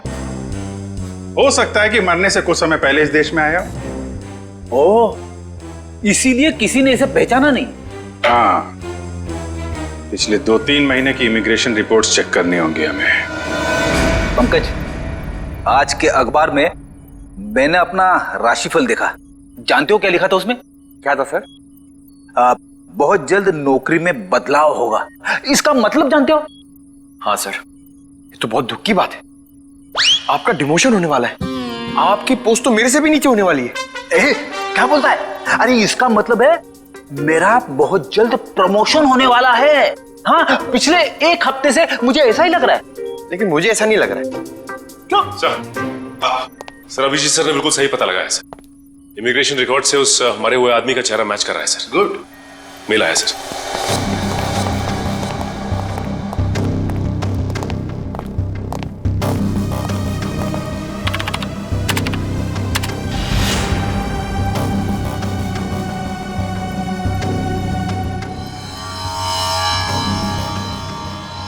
सचिन, ये तो बिल्कुल सुमित जैसे ही दिखता है। इसका नाम ब्रेंडन है, उम्र 45 साल और 2 महीने पहले यूके से आया था सर। मतलब आते ही मौत हो गई उसकी। सर इसका नाम तो अंग्रेजों जैसा है पर लगता है इंडियन है। इस ब्रेंडन का घर का पता, फोन नंबर कुछ है? हाँ सर, जरूर। पूर्वी, इस नंबर पे फोन करो। घर का ही फोन नंबर होगा ही। उसके माता पिता से बात करो, मगर सावधानी से। शायद उन बेचारों को पता भी नहीं होगा ब्रेंडन के साथ क्या हुआ है। और देखो बातचीत में कुछ पता चलता है क्या इस ब्रेंडन के बारे में। सर। हाँ सर, मैं सीआईडी छोड़ रहा हूं। अब और बर्दाश्त नहीं होता। मैं पागल हो जाऊंगा। क्यों? ऐसा क्या हो गया? इस केस में बहुत कंफ्यूजन है और सबसे बड़ी बात तो यह है कि वो आदमी अंग्रेज निकला। मेरा दिमाग फट जाएगा सर। मैं भी छुट्टी पे जा रहा हूं सालू के साथ। अभी जाओ, अभी जाओ, इसी वक्त बोरिया भी सरा बांधो, निकल जाओ सीआईडी से। जाओ और कुछ समय बिताओ अपनी बीवी के साथ, शायद कुछ अकल आ जाएगी। जाओ। सर, आपका राशिफल तो सही निकला। नौकरी में बदलाव मतलब आपका रेजिग्नेशन, इस्तीफा।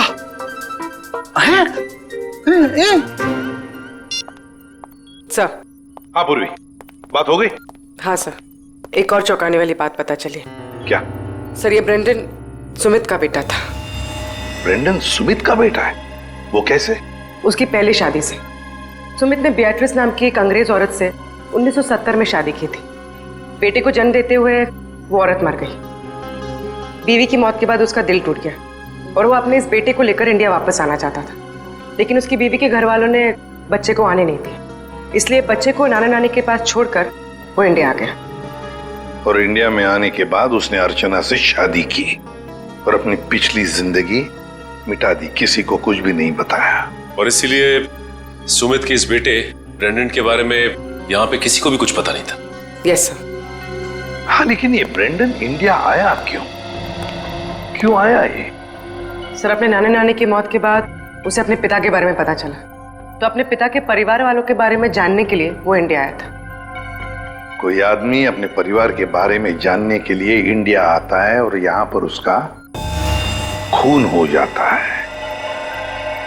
नहीं नहीं नहीं नहीं, ये कोई और ही चक्कर है।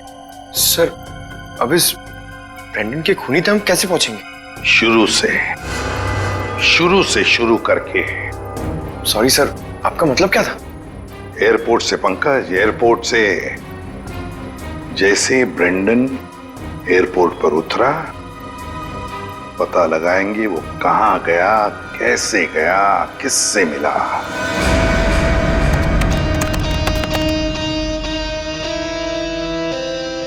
सर, ये फुटेज एयरपोर्ट के अराइवल गेट की है सर, जब ब्रेंडन इमिग्रेशन से बाहर निकल चुका था। सर, ये रहा ब्रेंडन, ये कैप वाला आदमी ब्रेंडन से मिलने आया। कैप की वजह से उसका चेहरा ठीक से दिख नहीं रहा। जरा जूम करो उसमें।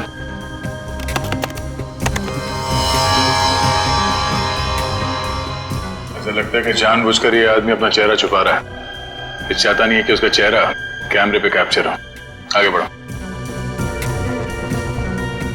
सर, ये दोनों तो पार्किंग की तरफ गए। इसका मतलब इस कैप वाले आदमी की गाड़ी पार्किंग में है। एक काम करो, इन दोनों के बाहर निकलने से आधे घंटे तक जितनी भी गाड़ियां एयरपोर्ट के पार्किंग लॉट से बाहर निकली है, उन सब के डिटेल्स निकालो। पता चल जाएगा इस कैप वाले की कौन सी गाड़ी है। सर, वो आदमी ब्रेंडन को जब एयरपोर्ट की पार्किंग में लेके गया, उसके आधे घंटे बाद तक ये सारी गाड़ियां बाहर जाती रही सर।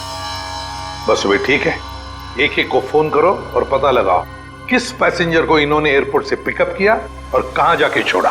हेलो जी, मैं सीआईडी से इंस्पेक्टर सचिन बोल रहा हूँ। अच्छा, ये बताइए कि 15 फरवरी को आपकी कार इंटरनेशनल एयरपोर्ट पे गई थी किसी को छोड़ने के लिए? आप क्या करने गए थे? किसी को छोड़ने गए थे? मिसेस आंचल कुमार। ओके पूर्वी। Okay okay. क्या? किसको छोड़ने गए थे? Peter Frank. अच्छा, ये कौन सी फ्लाइट से आए? ओके।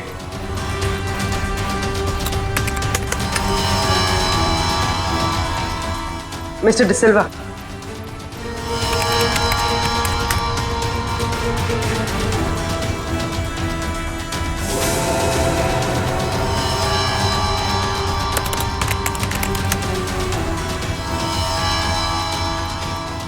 ओके पूर्वी, अब बचा है सिर्फ एक नंबर, ये VH 543259। और सर, ये नंबर किसी मिस्टर अनिल के नाम पे, जो कि लोनावाला के बंगलो पे रजिस्टर्ड है सर। लेकिन ये आदमी फोन नहीं उठा रहा है सर। फोन नहीं उठा रहा है? लगता है ये अनिल ही पिकअप करने आया था ब्रेंडन को एयरपोर्ट पर। सर, कहीं इस अनिल ने तो ब्रेंडन का खून नहीं किया? हो सकता है पूर्वी। एक बात तो पक्की है, इस अनिल का जरूर कोई ना कोई संबंध है ब्रेंडन के खून के साथ। सरकार के रजिस्ट्रेशन के हिसाब से अनिल जी का घर यही है। काफी पैसे वाला लगता है ये अनिल जी। इतना बड़ा बंगला, वो कार। लेकिन इस अनिल जी को ब्रेंडन से क्या काम पड़ गया? सर, मुझे तो लगता है कि इस ब्रेंडन को इंडिया में कोई जानता ही नहीं होगा। ब्रेंडन को इंडिया में कोई जानता नहीं था तो ये अनिल एयरपोर्ट क्यों गया था उन्हें लेने? उसके बाद ये ब्रेंडन गायब कहाँ हो गया? कोई दरवाजा खोल क्यों नहीं रहा?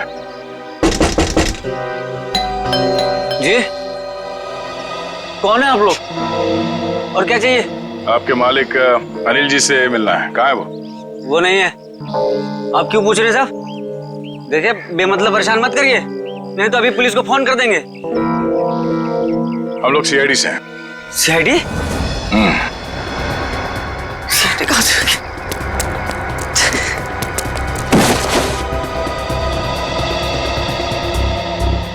अब ये हमारे किसी काम का नहीं है। लगता है अनिल जी उसी तरफ है जिस तरफ ये भाग रहा है। चलो देखते हैं। हट, हट।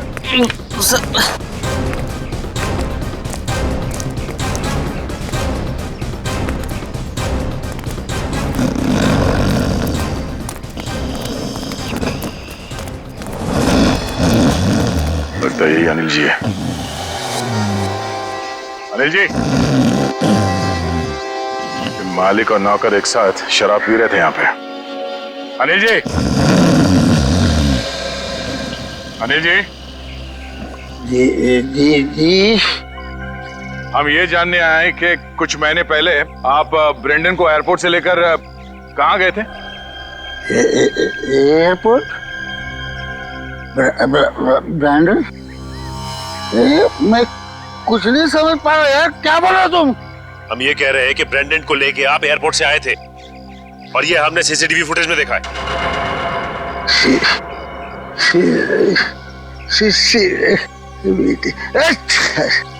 अनिल जी, आपकी कार कौन सी है?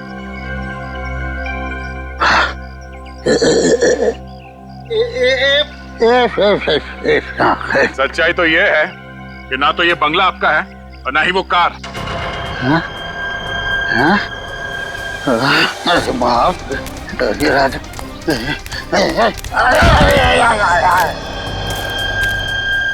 अब सच बताओ। सर मैं कुछ नहीं जानता सर मैं तो एक मामूली सा वॉचमैन हूँ सर। वॉचमैन ये मेरा मालिक है ना, मालिक उसने अपना बंगला और कार मेरे नाम पर कर दिया सर। ये मेरा कुछ भी नहीं है सर। तो फिर किसका है? सर मैं कैसे बोलूं सर, मेरी जान चली जाएगी सर। देखो तुम चिंता मत करो, कुछ नहीं होगा तुम्हें। सिर्फ ये बताओ किसने कहा था तुम्हें ये सब करने के लिए? क्या बात है, आप लोगों ने हमें यहाँ क्यों बुलाया? कुछ पता चला क्या? हाँ, एक चौंकाने वाली कहानी। ये कहानी हम आप लोगों को भी सुनाते हैं। इस कहानी को हम वहां से शुरू करते हैं जब सुमित जी को सरकार ने जमीन दान दिया था। उस जमीन में सिर्फ एक छोटा सा गार्डन नहीं था, बल्कि वो जमीन भी था जिसपे आज मॉल बना हुआ है आपके कॉलोनी के पीछे। लेकिन इस बात का पता हमें क्यों नहीं चला? क्योंकि आप लोगों से पहले कुछ और लोगों को पता चल गया। उन्हें यह भी पता चल गया कि सुमित जी अपनी पूरी जमीन को बच्चों के पार्क के लिए दान करना चाहते हैं, और ये बात उन्हें अच्छा नहीं लगा। उन्होंने सुमित जी को रोकना चाहा। जब सुमित जी नहीं माने तो उनका फोन कर दिया। क्या? जी हाँ, सुमित जी का एक्सीडेंट कोई एक्सीडेंट नहीं था। इसकी प्लानिंग की थी उन लोगों ने, और उन लोगों ने जमीन का एक छोटा सा हिस्सा आपके कॉलोनी को दिया और बाकी बिल्डर्स को बेच दिए। वो मॉल जहाँ पे खड़ा है वो जमीन। बिल्डर से मिले पैसे से ऐश कर रहे हैं वो लोग। उनके पास देश विदेश में बहुत सारे घर हैं, बंगलो हैं, ढेर सारी गाड़ियां हैं, और ये बात किसी को नहीं पता, उनके दोस्तों और परिवार वालों को भी नहीं। और सुमित जी का बेटा ब्रेंडन जब अपने परिवार वालों से मिलने इंडिया आया तो उसे भी मार दिया गया। क्यों, ये हमें मालूम नहीं। और फिर बेटे की लाश को पिता के मूर्ति में छुपा दिया। अब ये कैसे किया है ये हम जानना चाहते हैं। लेकिन वो कौन लोग हैं? यही हैं वो लोग। सच तो ये इसी कॉलोनी में रह रहे हैं, धोखे और खून से कमाए हुए पैसों पर ऐश कर रहे हैं, लेकिन हम उन्हें जानते हैं।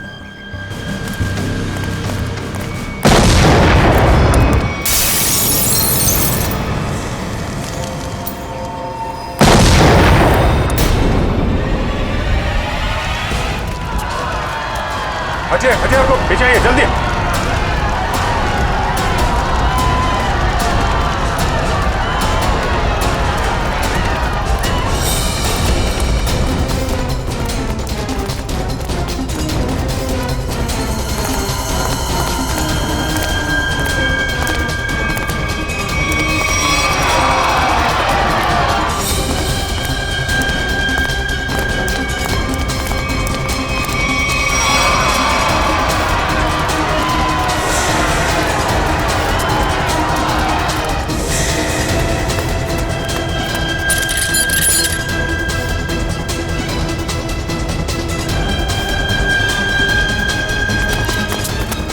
अरे आनंद आनंद संभालना यार। अरे अरे क्या हो रहा है ये?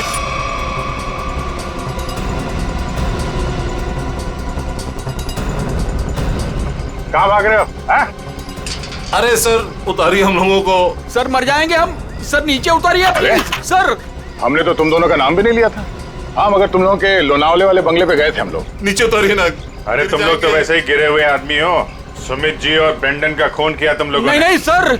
वैसे हमें पता चल गया, तुम लोगों को मालूम पड़ गया था कि तुम्हारे करतूत के बारे में हमें पता चल गया। सर नीचे उतारिए प्लीज। इसलिए कॉलोनी वालों की जान को नुकसान पहुंचा है। हाँ? और अब उसका भगदड़ का सहारा लेके भाग रहे तुम लोग। सर उतारिए हमें। सर नीचे उतारिए प्लीज। नीचे सर उतारिए मर जाएंगे सर। सर नीचे उतारिए ना। से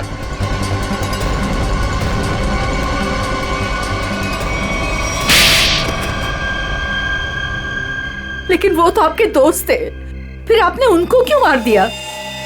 क्योंकि इनके लिए पैसा दोस्ती से ज्यादा मायने रखता है। लेकिन ब्रेंडन को क्यों मारा? सर एक्चुअली हम उसे मारना नहीं चाहते थे। हम उसे एयरपोर्ट से सीधा हमारे खाली पड़े हुए फ्लैट पे लेके गए।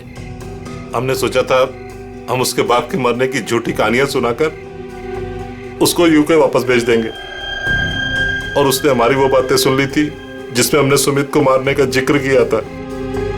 इसके लिए उसको मारा सर। लेकिन उसकी लाश मूर्ति में क्यों छुपाई? हम नहीं चाहते थे कि उसकी लाश किसी भी हालत में सीआईडी को मिले। अगर हम उसे जलाते, दफनाते या किसी तालाब झील में उसकी लाश छोड़ देते तो एक न एक दिन तो लाश मिल ही जाती ना।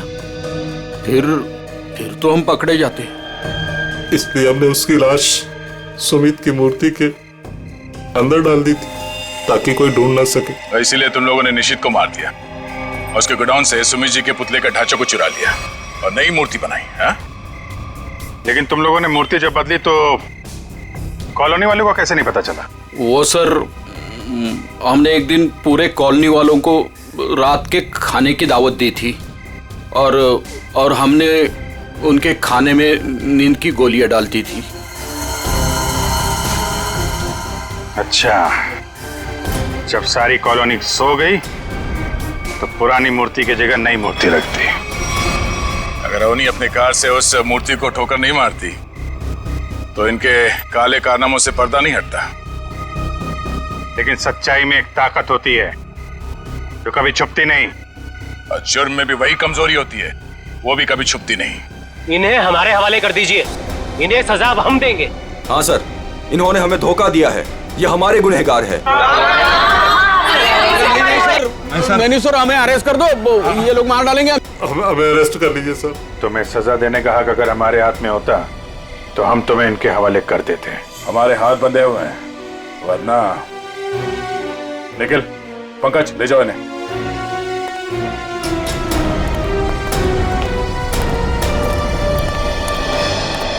बेटा, आप लोगों का बहुत बहुत शुक्रिया कि आप लोगों ने ये गुत्थी सुलझाई और छिपे हुए गुनहगारों को पकड़ लिया।